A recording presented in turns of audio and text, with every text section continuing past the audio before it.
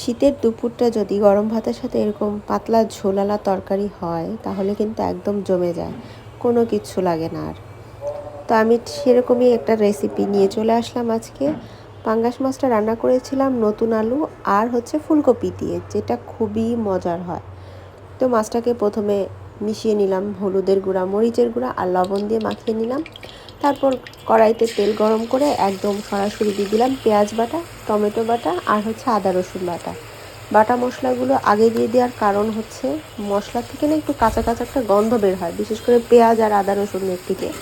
তো এই জন্য আর কি তেলের উপরে বাটাটাই দিয়ে দিলাম। তার মধ্যেই দিয়ে দিলাম ফুলকপি আর আলু, সেটা দিয়ে ভালো মতো নেড়ে চেড়ে মাখিয়ে নিলাম। তারপরে গুঁড়া মশলা যেগুলো দেওয়া হয়, হলুদ, মরিচ, ধনিয়া, জিরা একটু একটু করে দিচ্ছি আর একটু একটু করে পানি অ্যাড করে একটু নাড়াচাড়া করে নেওয়া হচ্ছে, যেন মশলাটা ভালো মতো মিশে যায় আর সাথে সাথে কষানোও হয়ে যায়।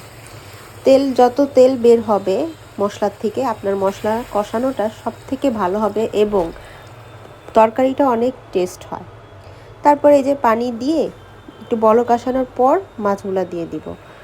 ফুলকপিটা আগের থেকে ভাজলে আরও ভালো হয়, যেহেতু আমি আগের থেকে ভাজি নেই, সব একসাথে ভাজছি, এই কারণে একটু সেদ্ধ করে নিলাম। তারপর পানি দিয়ে মরিচ দিয়ে দিলাম, এই যে একদম টক বগিয়ে ফোটানো হচ্ছে। লাস্টে দিয়ে দিলাম ধনিয়ার পাতা, এত সুন্দর ঘ্রাণ বের হয়। এই হচ্ছে ফাইনাল লুক। কেমন লাগলো অবশ্যই কমেন্টে জানাবেন। আল্লাহ হাফেজ।